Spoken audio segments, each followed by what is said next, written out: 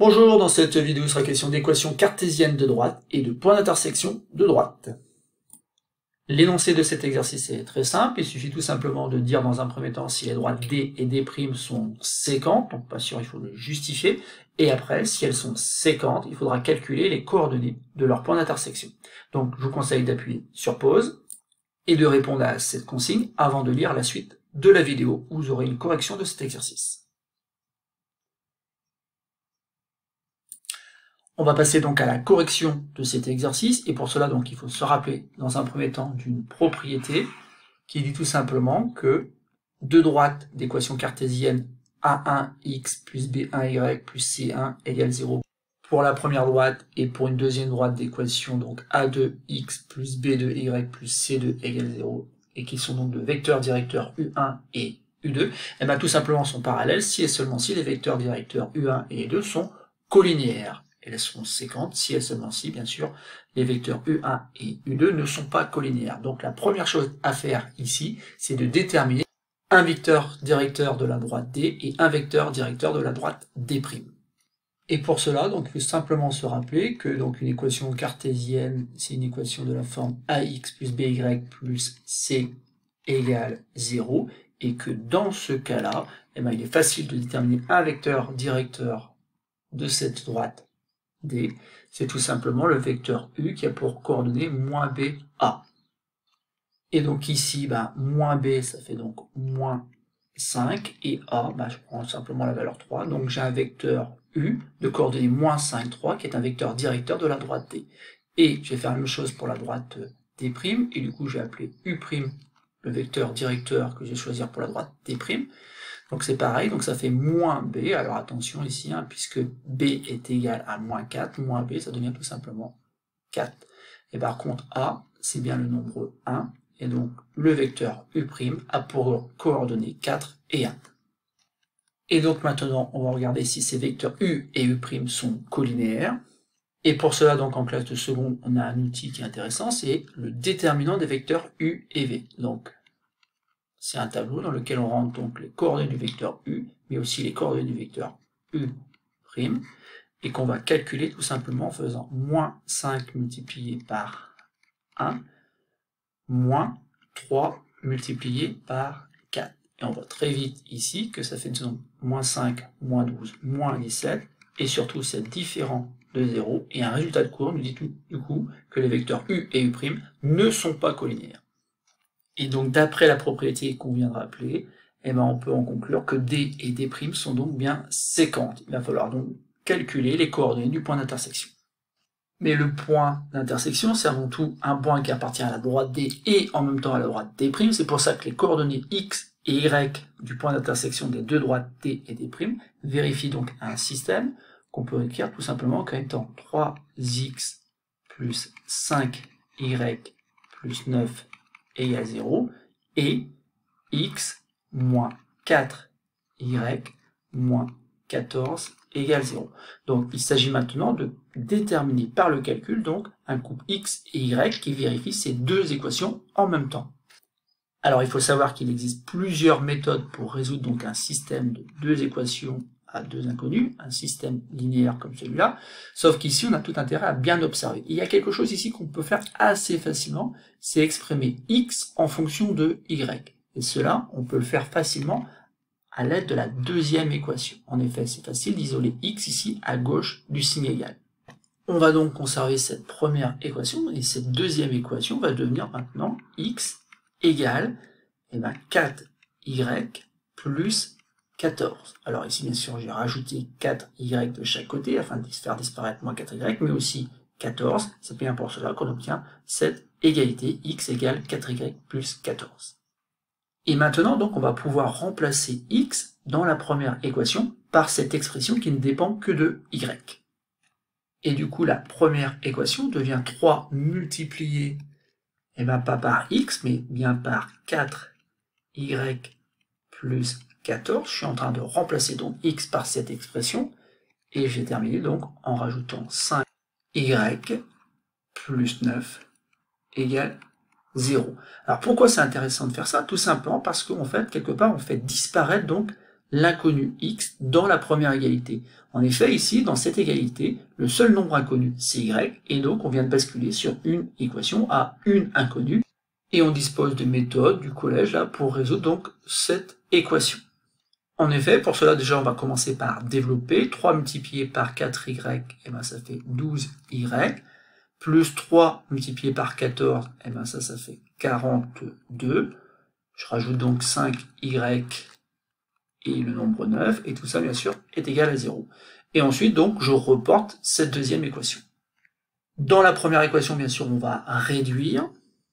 Pour obtenir dans un premier temps, donc 12y plus 5y, ben, cela fait 17y, et 42 plus 9, donc ça fait 51, et ben, doit être égal à 0. Je conserve la deuxième équation, et je vais donc pouvoir obtenir la valeur de y. Comment? Bah, tout simplement en écrivant que 17y est égal donc à moins 51. Vous voyez qu'on va voir assez vite donc la valeur de y.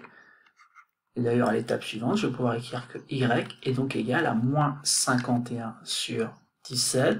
Alors là, ça fait tout simplement le nombre moins 3.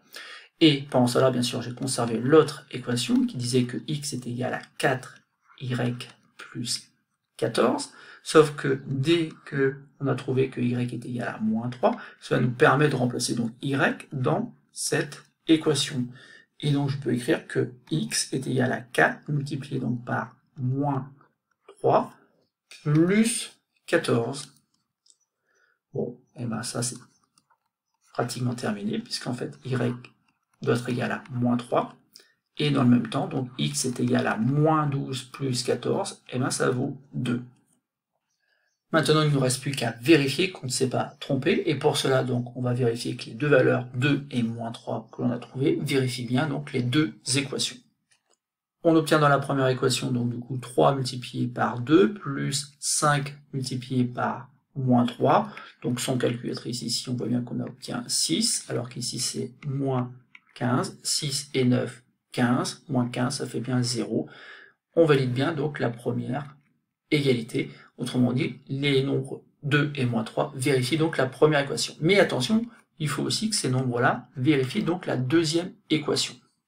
Et donc la deuxième équation devient, en remplaçant par 2 et moins 3, donc 2 moins 4 multiplié par moins 3, moins 14. Là c'est pareil, sans calculatrice ici, ben on voit que moins 4 multiplié par moins 3, et ben ça fait plus 12. Et donc du coup on a 2 et 12 qui fait 14, mais on doit enlever 14, ça fait bien 0. Et bien ça marche aussi pour la deuxième équation. Donc conclusion, 2 moins 3 est l'unique solution du système, ou encore le point P, le point d'intersection des droites T et des primes, a pour coordonnées 2 et moins 3. Donc voilà pour la première partie de cet exercice. On a une deuxième partie de l'exercice. Il faudra faire quasiment la même chose, c'est-à-dire déterminer si les droites D et D' sont séquentes, et déterminer éventuellement leur point d'intersection, ou plutôt les coordonnées de ce point d'intersection. Et bien sûr, ce sera exactement le même raisonnement. Donc du coup, ici, on va déterminer un vecteur directeur de la droite D, donc moins B, ici, comme B vaut 1, puisqu'on a bien 1y, ou moins B, donc du coup, ça vaut moins 1.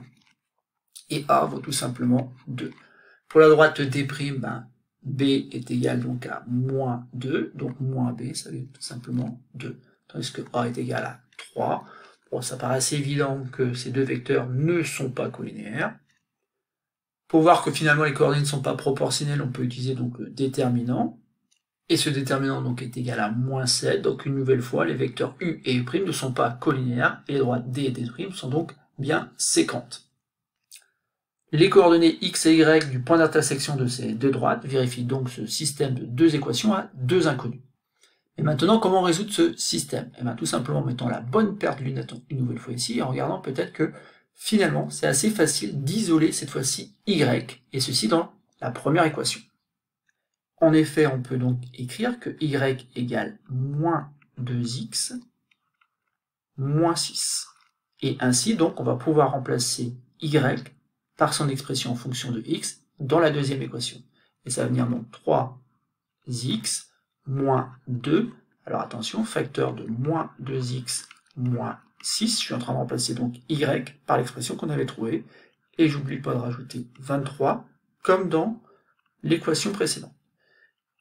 Ensuite, donc, je peux dire que c'est équivalent à un système où je vais conserver la première équation, et donc la deuxième équation va devenir 3x, alors il faut développer, donc moins 2 multiplié par moins 2x, donc ça fait plus 4x, moins 2 multiplié par moins 6, ça fait plus 12, et il reste encore 23 derrière. Et enfin, donc, ce système est équivalent donc au système avec une équation qui est y égale à moins 2x moins 6 et une deuxième équation que j'ai obtenue tout simplement en réduisant donc le membre de gauche ici, donc ça fait bien 7x plus 35. Ensuite, soit on a déterminé de tête la valeur de x qui est quand même pas très compliqué à obtenir, soit on continue donc la résolution de la deuxième équation et on obtient donc dans un premier temps 7x est égal à moins 35. Puis cette deuxième équation devient x est égal à moins 35 septième, ou encore ici donc moins 5. Donc ça y est, on a déterminé donc le fait que x devait être égal à moins 5. On va donc pouvoir remplacer cette valeur dans la première équation afin d'obtenir que y est égal à moins 2 multiplié par moins 5, moins le nombre 6. Et bien sûr avec x est égal à moins 5. Et du coup, on va terminer en écrivant que y est égal, donc ici attention, ça fait bien 10, 10 moins 6, 4, y égale 4, alors que x est égal à moins 5. Alors si on ne s'est pas trompé, le couple solution est le couple moins 5, 4. Car en effet, une fois qu'on a trouvé ces valeurs-là, il faut vérifier que, justement, ces nombres vérifient donc les deux équations en même temps. Et lorsqu'on remplace x et y par les valeurs qu'on a obtenues dans la première équation, on obtient donc 2 multiplié par moins 5 plus 4 plus 6. Bon, ici ça fait moins 10, mais là ça fait plus 10. Et donc ça fait 0. Et donc le couple moins 5, 4 vérifie la première équation. Mais attention, il faut vérifier aussi la deuxième équation. Et donc ici, cette fois-ci, donc on a 3 multiplié par moins 5 qui va donner moins 15. 2 multiplié par 4 qui donne 8, avec le moins qui est devant, donc ça donne moins 8, mais moins 15, moins 8, ça fait moins 23, donc plus 23, ça fait bien 0. Et donc notre couple vérifie aussi la deuxième équation. On peut donc conclure, l'unique couple solution du système est le couple moins 5, 4, et donc le point d'intersection des droites D et D' a pour coordonnées moins 5, 4. Voilà, c'est tout pour cette petite vidéo. Donc il faut savoir que résoudre un système, bien sûr, demande un peu d'effort, mais en soi, ce n'est pas très compliqué. Ici, on a utilisé donc la méthode par substitution qui consiste à remplacer une inconnue par son expression en fonction de l'autre.